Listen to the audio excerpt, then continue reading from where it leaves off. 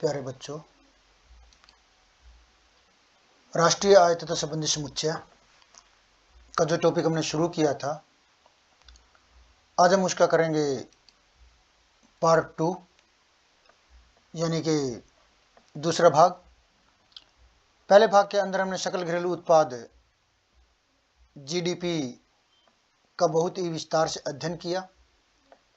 आशा है आपको यह भाग समझ में आया होगा और इसकी हर बारीकियों से आप परिचित हो गए होंगे। अब हम इसी श्रृंखला में इसका भाग 2 करने जा रहे हैं, जिसके अंदर हम बाकी की धारणाओं, सकल राष्ट्रीय उत्पाद, निवल या जिसको शुद्ध भी कह दिया जाता है, शुद्ध घरेलू उत्पाद और शुद्ध राष्ट्रीय उत्पाद, इन धारणाओं का भी विस्तार से अध्ययन करेंगे और इनको समझने का प्रयास करेंगे। जैसे कि हमने पार्ट 1 के अंदर देखा कि सकल घरेलू उत्पाद किसे कहते हैं। सिंपल और सीधी सी भाषा के अंदर किसी भी देश की घरेलू सीमा में एक लेखा वर्ष में सभी उत्पादकों, चाहे वह सामान्य निवासी हों चाहे गैर निवासी हों, उनके द्वारा जितनी भी अंतिम वस्तुओं तथा सेवाओं का उत्पादन होता है, उनके बाजार मूल्य के जोड़ को ही सकल घरेलू उत्पाद कहा जाता है। क्योंकि इसकी गणना हम बाजार मूल्य पर करते हैं, बाजार कीमतों पर करते हैं, इसीलिए हमेशा इसको बाजार कीमत पर सकल घरेलू उत्पाद कहा जाता है। जैसे कि मैंने यहाँ भी बताया है कि जो उत्पाद की हमने गणना की है वो बाजार मूल्य पर करी है, बाजार कीमत पर करी है, उत्पादन को बाजार कीमत से गुणा किया है, इसीलिए इस उत्पाद को हम हमेशा ही बाजार कीमत पर सकल घरेलू उत्पाद कहते हैं। अब इसके बाद हम अगला step GNP, gross national product, जिसे सकल राष्ट्रीय उत्पाद कह दिया जाता है, इसका भी विस्तार से अध्ययन करेंगे।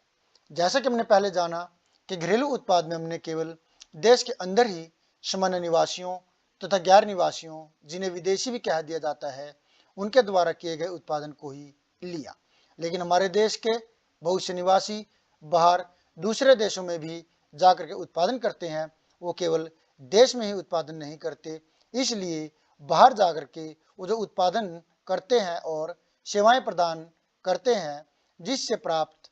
आय देश को प्राप्त होती है और ये देश की घरेलू आय में वृद्धि करती है। विदेशों से प्राप्त यही आय, जो विदेशी आय होती है, वही घरेलू धारणा को और ज़्यादा विस्तृत बना देती है और इसे राष्ट्रीय स्तर अथवा अंतर्राष्ट्रीय स्तर पर ले जाती है। तो सिर्फ विदेशों से जो आय प्राप्त होती है, वही आय घरेलू को राष्ट्रीय आय की धारणा में या राष्ट्रीय उत्पाद की धारणा में बदल देती है। जैसा कि हमने देखा कि देश में सामान्य निवासियों और गैर निवासियों द्वारा उत्पादन किया जाता है, लेकिन जो उत्पादन गैर निवासियों, जिसके अंदर उद्यमी भी आ जाते हैं, उत्पादन के बाकी साधन, श्रम, पूंजी, उद्यम आदि भी आ जाते हैं, उनके द्वारा देश में किया जाता है, तो उससे जो आय प्राप्त होती है, वो विदेशी अपनी आय को लेकर के विदेश से बाहर चले जाते हैं, जिससे मुद्रा का प्रवाह देश से बाहर होता है। कहने का मतलब ये हुआ कि जो विदेशी या गैर निवासी आकर के हमारे देश में उत्पादन करते हैं अथवा सेवाएं प्रदान करते हैं, तो अपनी आय को लेकर के अपने देश में चले जाते हैं, जिससे इस आय को घरेलू आय में से घटा दिया जाता है और हमारी घरेलू राष्ट्रीय आय घरेलू आय से कम हो जाती है। इसी प्रकार देश के बाहर विदेशों में हमारे जो देश के निवासी होते हैं, सामान्य निवासी होते हैं, वो विदेशों में जाकर के जो उत्पादन कर रहे हैं, जो सेवाएं दे रहे हैं, उससे उनको जो पैसा प्राप्त होता है, वो उसे लेकर के हमारे देश में आ जाते हैं, जिससे हमारी राष्ट्रीय आय घरेलू आय से ज़्यादा हो जाती है, बढ़ जाती है और इस तरह विदेशों से प्राप्त आय को हमारी आय में जोड़ दिया जाता है और विदेशियों द्वारा हमारे देश से प्राप्त आय को घरेलू आय में से घटा दिया जाता है।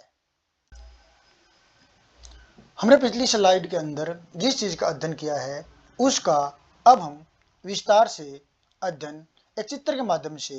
करेंगे या समझने का प्रयास करेंगे। जैसा कि हम देख रहे हैं कि ये भारत देश है और ये बाकी का शेष विश्व है, जिसके अंदर विश्व के बाकी के सारे देश स्थित हैं। इसके अंदर हमारे देश के निवासी, सामान्य निवासी जाकर के सेवाएं दे रहे हैं और इस विश्व के, शेष विश्व के नागरिक या निवासी हमारे देश में आकर के सेवाएं दे रहे हैं। जो शेष विश्व के नागरिक हमारे देश में आकर के सेवाएं दे रहे हैं या हमारे देश के जो निवासी बाहर जाकर के सेवाएं दे रहे हैं, जब वो काम करते हैं तो उससे या तो हमारे देश में पैसा आएगा या देश से बाहर पैसा जाएगा। जिस तरह से हमारे देश के सामान्य निवासी विश्व के बाकी हिस्सों में जाकर के काम करते हैं, तो इससे वो वहाँ पर जाकर के जो भी कमाई करते हैं वो हमारे देश में आ जाती है और हमारे देश की जीडीपी में जुड़ जाती है। ठीक इसी तरह से जो विदेशी या गैर निवासी हमारे देश में आकर के काम कर रहे हैं, वो भी अपना पैसा कमा करके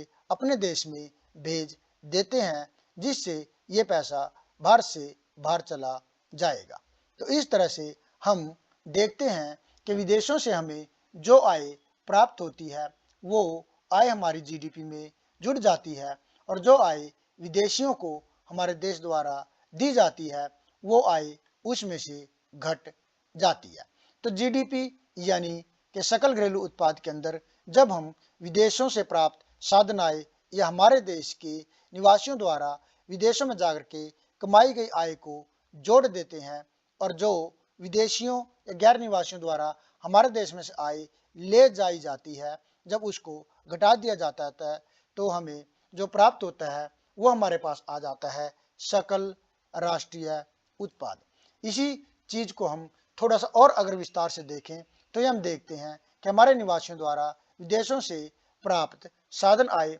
माइनस हमारे देश में गैर निवासियों को जो भी आय दी जाती है, यदि उसको घटा दिया जाता है तो इसको हम बोलते हैं विदेशों से शुद्ध कारक आय, net factor income from abroad NFIA, यानी कि विदेशों से प्राप्त निवल या शुद्ध कारक आय। बार बार हम इस चीज को लिखने के बजाय सीधा सा इस शब्द का ही प्रयोग करेंगे, विदेशों से प्राप्त कारक आय या NFIA। विदेशों से प्राप्त निवल या शुद्ध कारक आय धनात्मक भी हो सकती है, ऋणात्मक भी हो सकती है। यदि विदेशों से प्राप्त कारक आय धनात्मक है तो सकल राष्ट्रीय उत्पाद घरेलू उत्पाद से अधिक होगा और यदि विदेशों से प्राप्त कारक आय ऋणात्मक है तो सकल राष्ट्रीय उत्पाद सकल घरेलू उत्पाद से कम होगा। इसका अभिप्राय यह है कि अगर विदेशों से हमारे सामान्य निवासी ज्यादा कमा करके लेकर आते हैं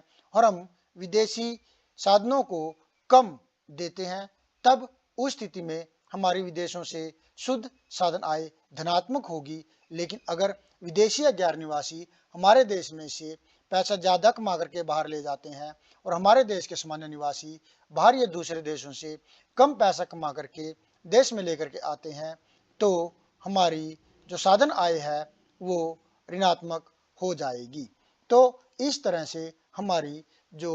विदेशी आय होती है या राष्ट्रीय आय होती है वो घरेलू आय से, घरेलू उत्पाद से कम भी हो सकती है, ज्यादा भी हो सकती है। तो इस तरह से इसकी जो एक सिंपल और सामान्य सी परिभाषा बनेगी वो है बाजार कीमत पर सकल राष्ट्रीय उत्पाद की, सकल राष्ट्रीय उत्पाद एक देश की घरेलू सीमा में सामान्य निवासियों द्वारा एक लेखा वर्ष में उत्पादित अंतिम वस्तु तथा सेवाओं के बाजार मूल्य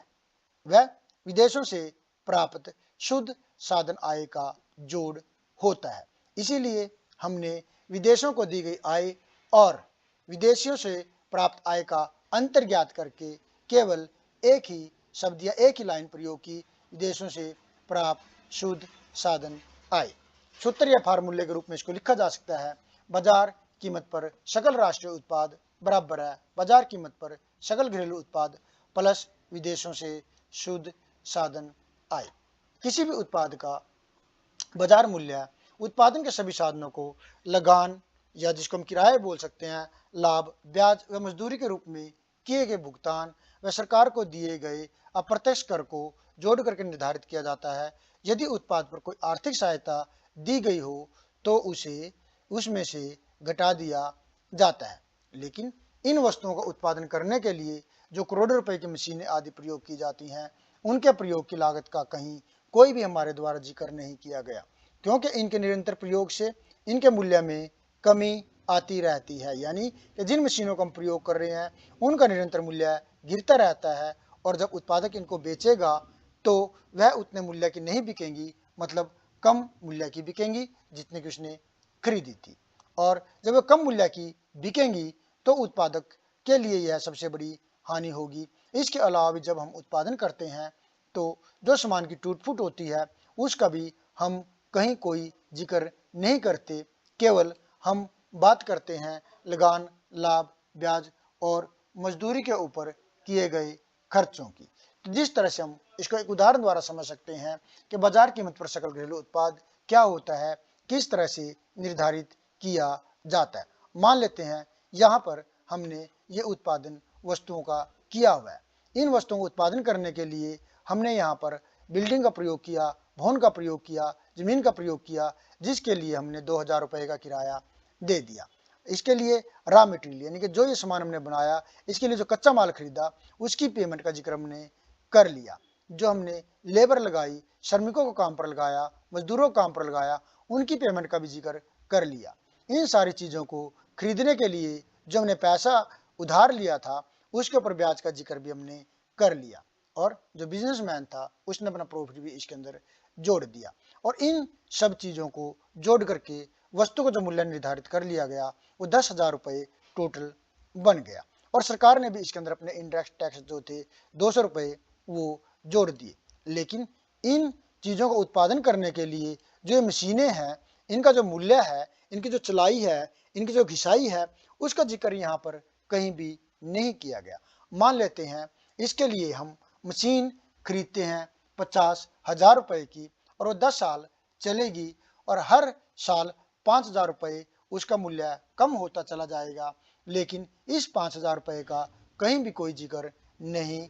हुआ है। यानी कि अपने घर से 5,000 रुपये कोई भी बिजनेसमैन नहीं देगा, क्योंकि उसका प्रॉफिट ही 1,500 रुपये है, लेकिन 5,000 रुपये कहीं भी नहीं जोड़े गए हैं। इसीलिए इन 5,000 रुपये का जोड़ा जाना बहुत ही ज़्यादा जरूरी होता है, और इनको भी मूल्य में अलग से जोड़ा जाता है, जिसको डेप्रिसिएशन, गिसावट, मूल्यह्रास या स्थायी पूंजी का उपभोग कहा जाता है। तो इस तरह से जितना भी ये मूल्य होता है उस मूल्य के अंदर इस डेप्रिसिएशन को जरूर जोड़ा जाता है, और जब इस डेप्रिसिएशन को जोड़ा जाएगा तब जो मूल्य निर्धारित होगा उसे कहा जाएगा सकल घरेलू उत्पाद। यानी कि सकल के अंदर जो ये घिसावट होती है, इसकी जो कीमत होती है, ये अवश्य जोड़ी जाती है, क्योंकि अगर इस कीमत को नहीं जोड़ा जाएगा तो ये उत्पादक के लिए सबसे बड़ी हानि होगी। क्यों? क्योंकि इसका कहीं भी जिक्र नहीं किया गया है। इसी को हम एक अन्य उदाहरण द्वारा और देख सकते हैं,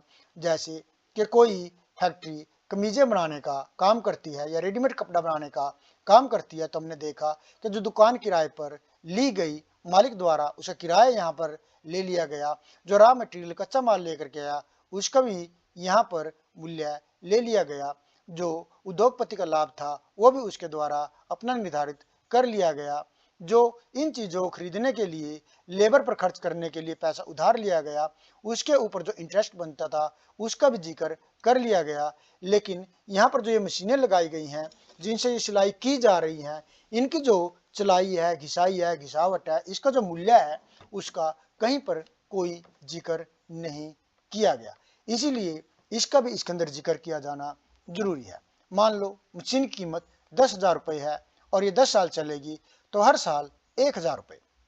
इसकी घिसावट बनेगी, इसकी चलाई बनेगी, इसका मूल्य कम होता चला जाएगा, क्योंकि 10 साल बाद इसकी कोई कीमत नहीं रहेगी, ये चलने लायक नहीं रहेगी। तब उत्पादक को नई 10,000 रुपये की मशीन लेनी पड़ेगी, लेकिन उसके लिए उसने इसमें कोई भी 10,000 रुपये का बंदोबस्त नहीं किया, ना ही इसकी चलाई, इसकी घिसावट, इसकी जो लागत हर साल घटी है उसका उसने कोई जिक्र इसके अंदर किया है। तो इसीलिए इसकी जो चलाई होगी हर साल की उसको भी इसके अंदर जोड़ा जाएगा, ताकि 10 साल के बाद जब ये चलने लायक ना रहे तो उसके पास इसके अलग से 10,000 रुपये गिसावट के रहें। तो इसलिए शकल के अंदर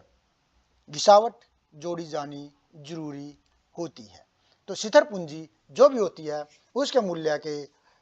मूल्य में उसके निरंतर प्रयोग के कारण कमी आती रहती है और बहुत सी चीज़ों की टूट फूट भी होती रहती है जिसका हमें कोई भी पैसा नहीं मिलता। अर्थशास्त्र में इसी को मूल्यह्रास बोल देते हैं, गिसावट बोल देते हैं। ये जो स्थिर पूंजी होती है उसका उपभोग इसको बोल दिया जाता है, डेप्रिसिएशन भी इसको कह दिया जाता है। लेकिन शुद्ध उत्पाद या शुद्ध आय ज्ञात करने के लिए इस गिसावट को सकल उत्पाद या सकल आय में से घटा दिया जाता है। बाजार कीमत पर शुद्ध घरेलू उत्पाद ज्ञात करने के लिए बाजार कीमत पर सकल घरेलू उत्पाद में से गिसावट को घटा दिया जाता है, लेकिन सकल में इसको जोड़ा जाता है।